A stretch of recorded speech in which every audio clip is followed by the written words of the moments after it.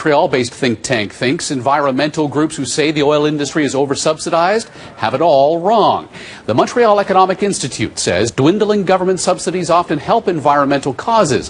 To find out where the tax dollars go, from perspective on this, Yuri Chassin joins us, economist with the Montreal Economic Institute. Good to have you with us. Nice to be here. So where does the public get misled in this, according to you? Well, basically, we have various environmental groups that are claiming that this industry is heavily subsidized. And for example, you have David Suzuki's subsidy clock counting $1.4 billion a year from federal government subsidizing oil industry. And basically, this is a claim debating public policy. I've heard such numbers, and this is a claim we were keen to look on because subsidies are, rarely efficient, and obviously oil industry doesn't need it. So we were keen to look at this and really go into the details of the programs that are considered as subsidies right now. And there's one big study where everybody gets their data. It's a little bit outdated because it was data from 2009. Since then, a lot of programs have been phased out, and some are still being phased out. So it's not $2.8 billion, neither $1.4 billion from the federal government. When we look at the detail, it's coming down to essentially this year $211 million, and it will be in 2 years just $71 million. So the figures are quite different, and we wanted to have the public debate based on accurate figures. Does the $211 million include tax breaks or just cash injections? Basically, it includes tax breaks that are being phased out for about $140 million.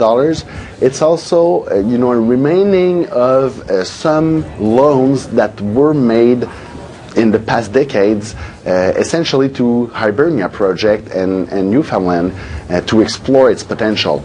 So this is something that we can't change back, and there's also about $30 million to research and development projects. So it's not big checks handed to a big oil company. Basically, it's more like different programs that are benefiting the industry, and that industry could pay it for itself if it's really beneficial for them. The Montreal Economic Institute is funded in part by the energy industry. Does your membership feel that it doesn't need subsidies at all?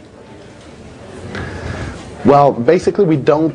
In the economic logic, as we see it, we don't analyze subsidy as being, something good or something beneficial. It's kind of tricky, but essentially it's seldomly something that is efficient. So we are really wanted to see if there is some subsidy, if it's really heavily subsidized as an industry. What we found is that it's not the case, and we want to tell the public so, because the public debate is based on those facts and figures. For example, and I'm citing him, the NDP leader Thomas Mulcair pledged to redirect $1 billion a year in fossil fuel subsidies and reinvest that money in clean energy. Well, sorry for Mr. Mulcair, but that $1 billion is just not there. So the $71 million that will remain by 2016, what is that cash used for? So mainly for research and development. There's also a small part that is directed to small companies doing exploration, which is called economic development. Basically, it's not the big oil companies that receive checks, but there is a really small amount direct to businesses.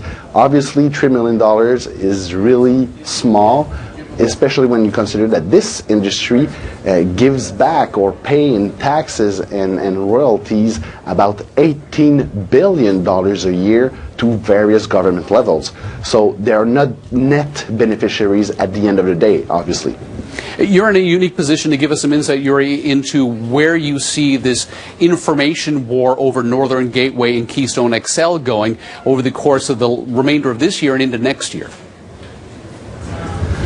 Well, there is a lot of projects going on, and obviously there's a public debate going on as well as measuring environmental costs and environmental risk.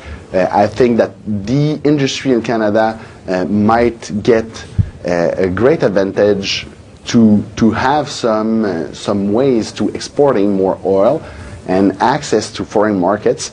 So basically, there is a good case to be made. Now we have to let the politics and the business people make their case. Yuri, thank you so much for your perspective on this story. Thanks to you. Yuri Chassin is an economist with the Montreal Economic Institute. He joined us from Montreal.